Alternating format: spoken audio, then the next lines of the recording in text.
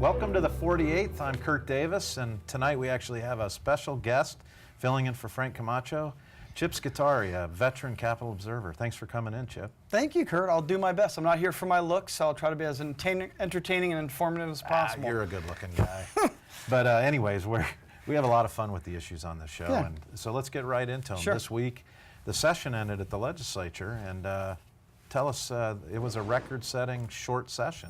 You know, Kurt, I'm glad you mentioned that, because I'm really tired. As someone who covered a lot of legislative sessions, I'm just tired of hearing how fast the session was, because 2 years from now, 5 years from now, families, hardworking folks out there across Arizona, they don't care how fast the session was. They care what happened. And I think some things happen that aren't great for our state. So winners and losers.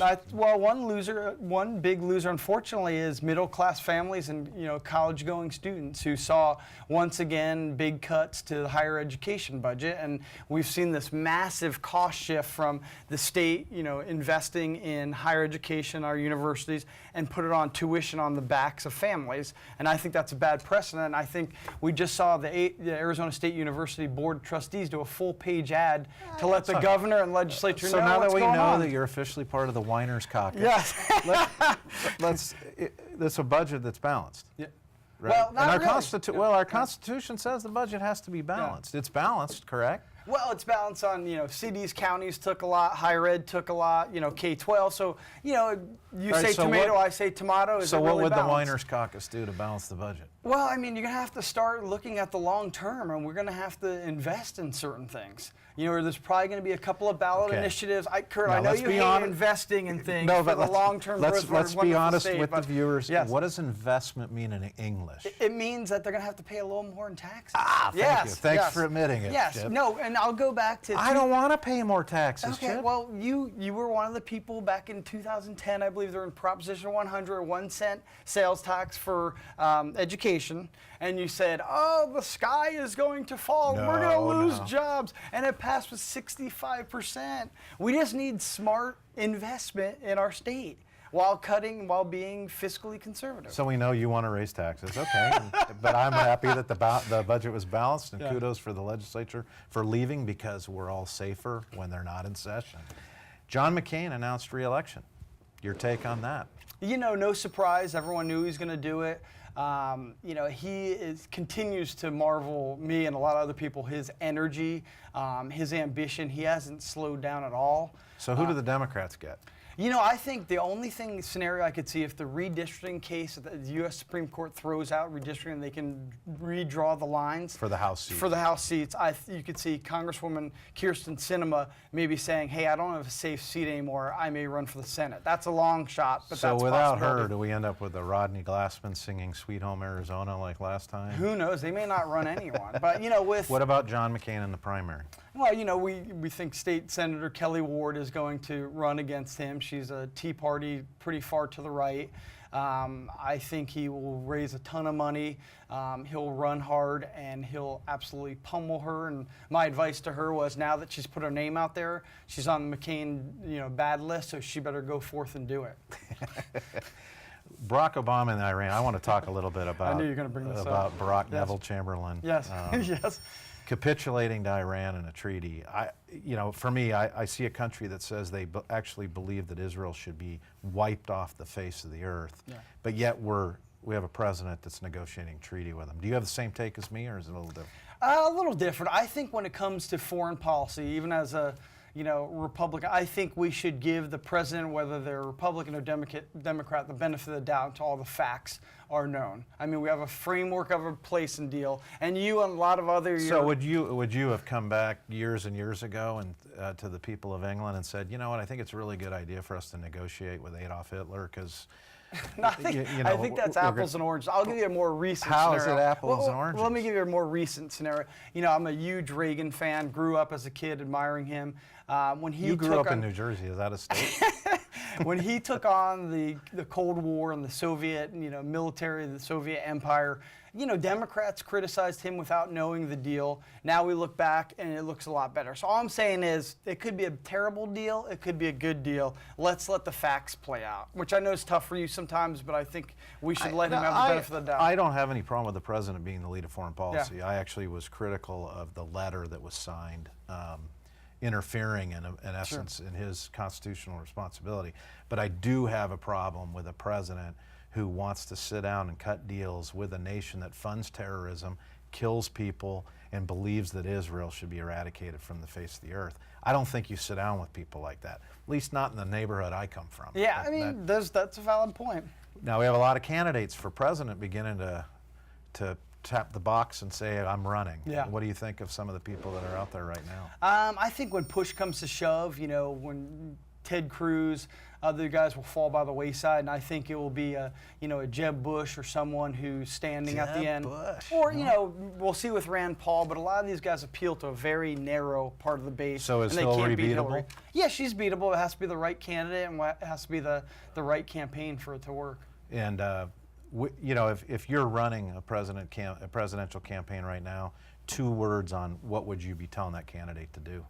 Common sense, speak to the people directly, don't pander. Well, thanks a lot, Chip, for joining us. And our next session, with the wildfire season approaching, we're actually going to talk a lot about fire.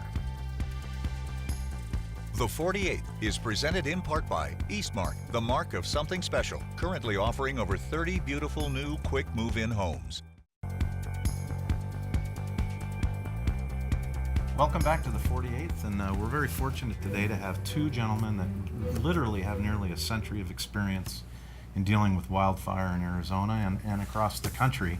And so I'd like to welcome our state forester, Jeff Whitney, and also Jim Paxson, who is familiar to many people from that were glued to TVs during one of our cataclysmic fires that we had in Arizona a few years back. Welcome, gentlemen. We really appreciate you coming in. You bet. So our viewers have some context of you. Can you very quickly explain your background and why you're an expert on wildfire, Mr. Whitney? Thank you.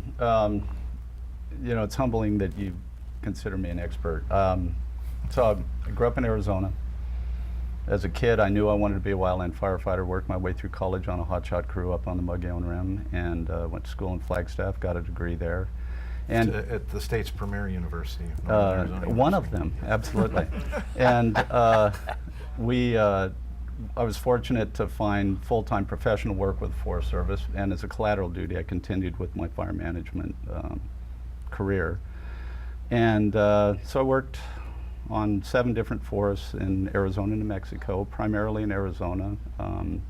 Did get a master's at another premier Arizona university, Arizona State University, and was privileged to work in a number of capacities with the federal government, primarily 2/3 of my career with the U.S. Forest Service and about 1/3 of my career with U.S. Fish and Wildlife Service. And then you've been just recently appointed by Governor Ducey I was, to become our state's forester. Absolutely. I'm really honored to have that opportunity. I was appointed back in January and confirmed by the Senate probably 6-7 weeks ago. I'm in my 9th week. But we're going to come back to that job as well. And Mr. Paxson, if you tell us a little bit about your history. Well, Jeff and my career were pretty parallel. We crossed paths several times. I'm also a lumberjack just from Stephen F. Austin in East Texas. I went to my first fire in 1969. It was 100 acres, and it was a big deal. It was down in East Texas, and we cut 1 million board feet of timber and salvage off of that one fire. And my entire career was in fire, although I was on the administrative side. I was a district ranger for 22 years in Colorado and New Mexico, and I came to Arizona in 1974 on a wildfire down in the Tucson area, and have been drawn back to Arizona after I retired from the Forest Service in 2003. My wife Debbie and I actually moved to Sholo, and we've been in Arizona since. Gentlemen, Kurt has been a wildland firefighter. He studied forestry. I'm a suburban cream puff from New Jersey. So for the folks out there who don't know a lot about the Forest Service, what's the one thing children, families can do to help prevent forest fires this summer and every other summer? Just some basic tips. It's a great question. You know, we've got a tremendous amount of information in a program we call FireWise, and we've got trailers that have a lot of information that we can put behind a vehicle, bring it into any number of communities, and we have a standard program in prevention. Smokey Bear is kind of the hallmark. It's been around for 50 years. You know, we found him on a fire in Capitan, New Mexico in the 50s, and so he's kind of been our icon, and so prevention is a major part of our message. About 88% of the wildfires that we experience in Arizona are the result of man-caused fires. And it's not, oftentimes it's a trailer chain. Folks are going to the high country for you know, a weekend or whatever. You know, hot breaks, sagging power lines when it gets real hot, and that sort of thing. So there are a lot of different reasons and ways that you know, man creates fire that isn't, you know, within the natural realm, which typically was started from lightning. Now, Jim, you have a book actually about one of the history of one of our fires, and it's a great read. I really appreciate it. Tell us a little bit from an historical perspective. We've seen these fires get bigger and more intense, it seems, over the years. Why is that? Well, before a white man got here after the Civil War, there was 25 to 40 trees per acre in the 4 million acres of forested Arizona. Today there's 600 to 1,000. On some acres there's even 2,000 trees. There's simply too many trees. And a lot of that stems from a total fire suppression effort that dates back to 1911. But we're seeing fires just get bigger and badder, I've said. Jeff and I were on the Dude Fire, where we lost 6 firefighters in 1990 north of Payson. It was 28,000 acres. It was a big fire. 1 million acres burned in the decade of the 90s. Since 2000, 4.2 million acres have burned in Arizona alone. And you know, we've got 2 500,000-acre fires. There's 5 others that were right at 100,000 or more. Fires are getting big and severe because there's too many trees, too much fuel out there. So just a basic question real quick. Why aren't we thinning the forest? Who's to blame? Why can't we do that? Just what's going on? You know, I was kind of raised, I don't buy into guilt and shame. So, you know, who's to blame? Man. You know, fire is a natural ecological process. And the forests that Jim described, actually in many of the stands on the Mogollon Rim up on the Colorado Plateau, were open park-like, basically a grassland with mature ponderosa pine, 2 to 3 to the acre. And fire would come through that landscape every 2 to 7 years. But it was a very low intensity kind of a fire. We, as Jim referenced, back at the turn of the century, there was quite a debate nationally in terms of what should the role and what should the response to fire be. And so nationally, the 10 a.m. policy was created, which basically said that every fire would be put out by 10 a.m. the next day. And that was as a result of the 1910 big burn up in Montana. Okay. And so Jim and I share some of the blame, if you will, because we were part of the folks who responded to those fires under that national policy, the 10 a.m. policy. I worked at Heber for 8 years. I worked my way through college there. I worked on that ranger district and across the West on the hotshot crew. The small trees that Jim just referenced were basically the result of, we had a drought in the early 1900s. We had a lot of uncontrolled grazing, and then at the end of every drought is a deluge. And the result of the heavy rains that we received at the end of the drought around 1918 led to this dog hair thicket of ponderosa pine. When I was on the crew in the 70s and we had thinning projects, we were cutting trees that were probably 3 inches in diameter, and as Jim said, you know, there were thousands to the acre. those trees, hold those that thought. We're those gonna have trees to- burned during the rodeo Chetaskai fire. That situation was established, initiated, created, what, 80 years Yeah, earlier? at least, yeah. Hold that thought, though. We got to break and pay some bills, and we're going to pick this subject back up when we return with our guests.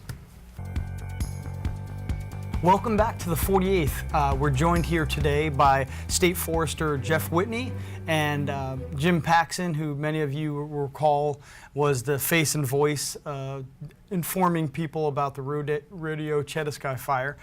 Kurt, I think you wanted to follow up with a question about forest thinning. Well, as the state forester, and obviously, Jim, with your background in managing forests as well, we've had a lot of reasons for the timber industry declining in Arizona, and with that came more growth of more trees. Where are we at today as far as, are we actually going to be able to get in and get these forests thinned and cleaned up? It has ramifications for our water, our Absolutely. wildlife, and everything else. Yeah, So- no, absolutely. You know, excellent question. The good news is we're coming back. The unfortunate thing is we're rebuilding an industry.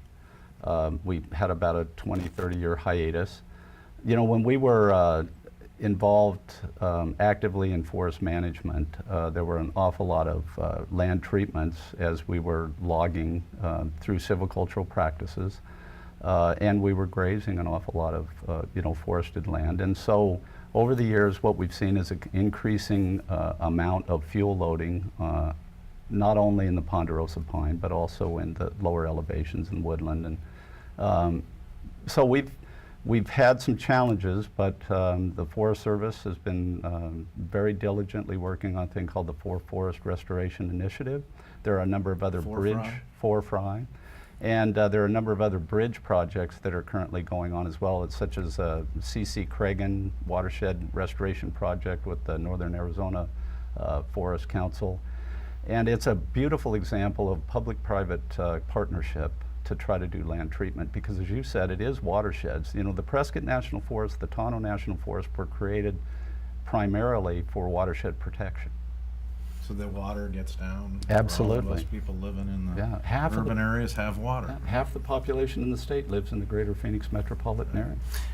Jim, can you, I mean, just for the folks at home who just hear, hey, why don't we thin the forest? Is there a simple answer, or what has stopped this from happening? Well, anytime it's on federal lands, it requires a national environmental policy analysis. Okay. All of Kurt's friends at the yeah. federal government, yeah.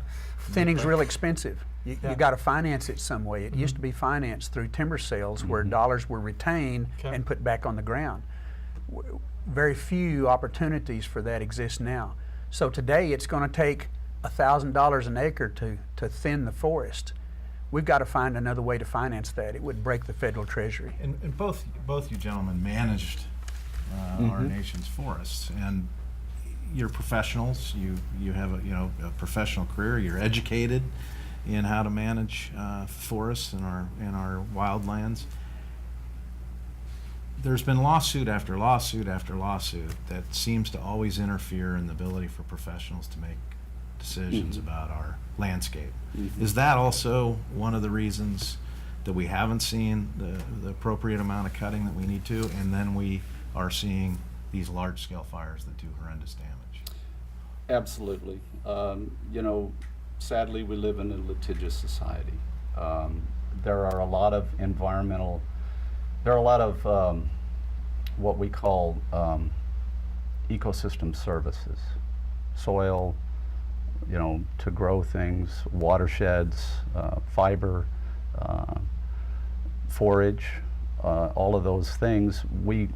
The national environmental effort, land management effort, came out of the National Land Management Planning Act. All of the forests across the country, there's 191 million acres of national forest land across the United States. All of those forests were required to develop land management plans, and part of that was public involvement. And typically when you ask someone their opinion, they would like to see their response somewhere in the document.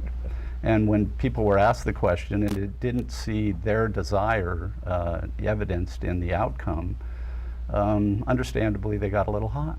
And that led to some litigation. So we have a lot of lawyers managing federal lands these days. And so but- it just created a cascade and an ongoing challenge. But we also need to ask, we're going to be wrapping up here pretty soon, but very important is, what kind of fire season do you see us having this year in Arizona? I know you're working on those things right now. Absolutely. The governor has just signed our severity request for the year. We've got things in play.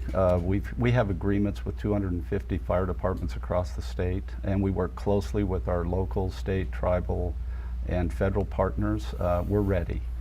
The challenge is we've had a couple of fairly decent wet springs, and that grows a lot of vegetation in the desert. The Sonoran Desert, as an example, is where we expect and anticipate to have quite a bit of fire activity this year.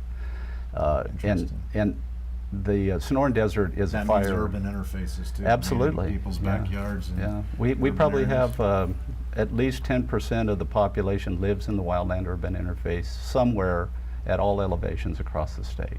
Jim, impact on wildlife, real quickly. What these fires do to the state's wildlife. They evolved with fire, but not big fires like we're having. And so we see tremendous population hits on the Wallow fire that burned over 500,000 acres. We lost 2/3 of the turkey in that population because they were poults and they were parents and they could not fly away. In about 3 years, that population has recovered. But these big fires are altering habitat and changing things on the ground for those wildlife in a negative way. It's desertified. It's changing the vegetation that was there to a much lower, coarser kind of vegetation. Well, thanks a lot. We could talk about this for Would for like to, hours. you bet. But really appreciate you coming in and Thank both you. of your service to the state and our taxpayers here. Thank very you. much. It's a pleasure. Thank you very much. Welcome back to the 48th, and again, we want to thank our guests, and I also have to thank our fill-in host, Chip Scutari, and his ugly New Jersey tie for coming on with us. Thank you, Chip. Next week, we're actually going to be talking about the budget, and there is much to talk about in that budget. Have a good evening. The 48th is presented in part by Eastmark, the mark of something special, currently offering over 30 beautiful new quick move-in homes.